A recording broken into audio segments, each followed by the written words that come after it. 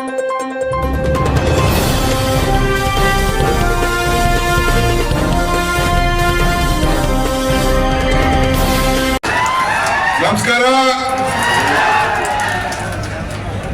ಬಂಧುಗಳೇ,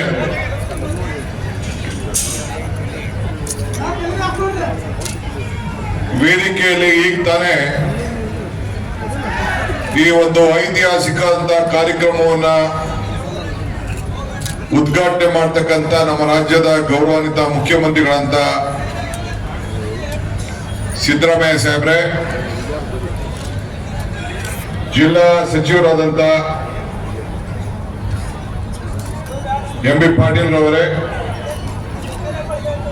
ವೇದಿಕೆ ಇರುವಂತಹ ಪರಮ ಪೂಜ್ಯ ಶ್ರೀಗಳಂತ ವಚನಾನಂದ ಶ್ರೀಗಳೇ, ಅಭಿನವ ಸಂಗಮ ಬಸವ ಶಿವಾಚಾರ್ಯ ಸ್ವಾಮಿಗಳೇ ಮತ್ತು ನಮ್ಮ ಈ ಜಿಲ್ಲೆಯವರೇ ಆದಂತ ಸಚಿವರಾದಂತ ಸಹೋದ್ಯೋಗಿಗಳಂತ ಶಿವಾನಂದ ಪಾಟೀಲ್ ರವರೇ, ನಮ್ಮ ರಾಮಲಿಂಗಾರೆಡ್ಡಿ ಅವರೇ, ಎಸ್.ಸಿ. ಪಾಟೀಲ್ ರವರೇ,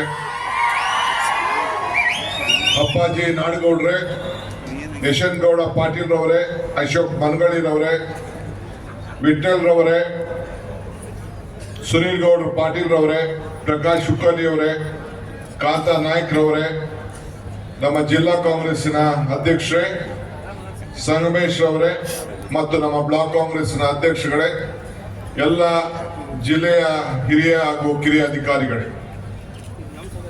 ಬಹಳ ಸಂತೋಷ. ಇವತ್ತು ನೀವೆಲ್ಲ ನಿಂಬೆ ನಾಡಿಗೆ ನನ್ನನ್ನ ಕರೆಸಿದ್ದೀರಿ.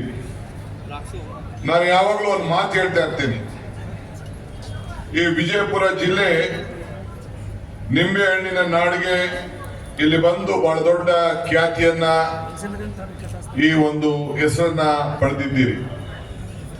ಬಹಳ ಇತಿಹಾಸವನ್ನ ಈಗಾಗಲೇ ಎಂ.ಬಿ. ಪಾಟೀಲ್ ಅವರು ಈ ದೇಶದ ಹೋರಾಟ, ಸಾಹಿತ್ಯ, ಪರಂಪರೆ, ಧಾರ್ಮಿಕ ಇವೆಲ್ಲ ಕೂಡ ಈಗಾಗಲೇ ಹೇಳಿದ್ರು.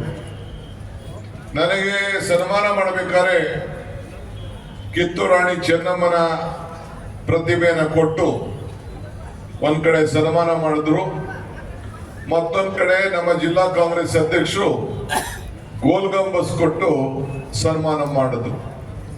ಇದೇ ನಮ್ಮ ಸರ್ಕಾರದ ಒಂದು ವೈಶಿಷ್ಟ್ಯ. ಎಲ್ಲ ಜಾತಿ, ಎಲ್ಲ ಧರ್ಮಗಳನ್ನ ಒಟ್ಟಿಗೆ ತೆಗೆದುಕೊಂಡು ಹೋಗ್ತಾ ಇರೋದೇ ಈ ಸರ್ಕಾರದ ಒಂದು ವಿಶೇಷವಾದಂತ ಶಕ್ತಿ ಅಂತೇಳಿ ನಾನು ಭಾವಿಸ್ಕೊಂಡಿದ್ದೇನೆ. ಈ ಮೂಲದಿಂದ ನಾವು ಬದುಕಿ ಈ ಕೆಲಸವನ್ನು ಮಾಡ್ತಾ ಇದ್ದೇವೆ. ಸರ್ವಜ್ಞ ಒಂದ್ ಕಡೆ ಅವ್ರು ಮಾತು ಹೇಳ್ತಾರೆ. ಏನ್ ಹೇಳ್ತಾರೆ? ನೀವು ಬೆಳೆದಂತ ನಿಂಬೆ ಇದೆಯಲ್ಲ, ನಿಂಬೆಗಿಂ ಹುಳಿ ಇಲ್ಲ, ದುಂಬಿಗಿಂ ಕರಿ ಇಲ್ಲ, ಈ ಕಪ್ಪಿದೆಯಲ್ಲ, ಎಲ್ಲಾ ಕಪ್ಪುಗಳಕ್ಕಿಂತ ಬಹಳ ಶ್ರೇಷ್ಠವಾದಂತ ಕಪ್ಪು ದುಂಬಿಗಿಂ ಗಡಿ ಇಲ್ಲ ಅಂತ. ಶಂಭುಗಿನ್ನ ಅಧಿಕ ದೇವ ಇಲ್ಲ. ಶಂಭು ಅಂದ್ರೆ ಶಿವ. ಎಲ್ಲ ನಮ್ಮ ಹಿಂದೂ ಧರ್ಮದಲ್ಲಿ ಎಲ್ಲಾ ದೇವರಿಗಿನ್ನ ದೊಡ್ಡ ದೇವರು ಯಾವ್ದಪ್ಪ ಅಂದ್ರೆ ಈಶ್ವರ ಅಂತೆ. ಅವ್ರಿಗೆ ಶಂಭು ಅಂತ ಕರೀತಾರೆ. ಅಂದ್ರೆ ನಿಂಬೆಗೆ ಹುಳಿ ಇಲ್ಲ ಅಂದ್ರೆ ಎಲ್ಲಾ ಹುಳಿಗಳಕ್ಕಿಂತ ಶ್ರೇಷ್ಠವಾದಂತ ಹುಳಿ ಮಾವಿನ ಹುಳಿ. ಈ ಹುಳಿ ಎಲ್ಲದಕ್ಕೂ ಕೂಡ ಒಂದ್ ಕಡೆ ರುಚಿಗೆ, ಒಂದ್ ಕಡೆ ಪೂಜೆಗೆ, ಇನ್ನೊಂದ್ ಕಡೆ ದೃಷ್ಟಿ ತೆಗಿಲಿಕ್ಕೆ, ಎಲ್ಲದಕ್ಕೂ ಕೂಡ ನಾವು ಈ ನಿಂಬೆಹಣ್ಣ ಉಪಯೋಗಿಸ್ತೇವೆ. ಇದು ಬಹಳ ಶ್ರೇಷ್ಠವಾದಂತಹ ಹುಳಿ ಆ ನಿಂಬೆಹಣ್ಣಲ್ಲಿ ಇರ್ತದಂತೆ. ಕೊನೆಗೆ ಏನ್ ಹೇಳ್ತಾ ಅಂದ್ರೆ, ನಿಂಬೆಗಿಂ ಹುಳಿ ಇಲ್ಲ, ದುಂಬಿಗಿಂ ಕರಿ ಇಲ್ಲ, ಶಂಭುಗಿಂತ ಅಧಿಕ ದೇವರಿಲ್ಲ, ನಂಬಿಕೆಗಿಂತ ದೊಡ್ಡ ಗುಣ ಇಲ್ಲ ಅಂತ. ಎಲ್ಲಾ ಗುಣಗಳಕ್ಕಿಂತ ದೊಡ್ಡ ಗುಣ ಯಾವ್ದಪ್ಪ ಅಂದ್ರೆ ನಂಬಿಕೆ ಅಂತೆ. ಹಂಗೆ ಈ ಒಂದು ಬಿಜಾಪುರ ಮತ್ತು ಬಾಗಲಕೋಟ್ ಒಂದು ದೊಡ್ಡ ಜಿಲ್ಲೆ, ಒಂದೇ ಜಿಲ್ಲೆ ಎರಡು ಭಾಗ ಆಗಿದೆ.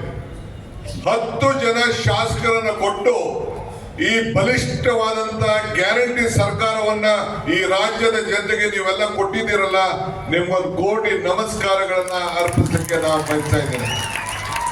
ನಿಮ್ಮ ಮೇಲೆ, ನಮ್ಮ ಸರ್ಕಾರದ ಮೇಲೆ, ನಮ್ಮ ಪಕ್ಷದ ಮೇಲೆ ನಿಮ್ಗೆ ಅಪಾರವಾದಂತ ವಿಶ್ವಾಸ. ಇಲ್ಲಿ 2 ಶಾಸಕರು, ಅಲ್ಲಿ 2 ಶಾಸಕರು ಬಿಟ್ರೆ ಬಹುಶಃ 10-14 ಶಾಸಕರ ಪೈಕಿ 10 ಶಾಸಕರನ್ನು ಕೊಟ್ಟು ಈ ರಾಜ್ಯಕ್ಕೆ ಒಂದು ಸುಗಮವಾದಂತ ಆಡಳಿತವನ್ನು ಕೊಟ್ಟು ತಾವೆಲ್ಲ ಸಹಾಯವನ್ನ ಮಾಡಿದ್ದೀರಿ. ಇವತ್ತು ನಾವು KSRTC ಬಸ್ ಸ್ಟ್ಯಾಂಡ್ಗೆ ನಮ್ಮ ರಾಣಿ ಚೆನ್ನಮ್ಮನವ್ರನ್ನ ಹೆಸರನ್ನ ಇಟ್ಟಿದ್ದೇವೆ.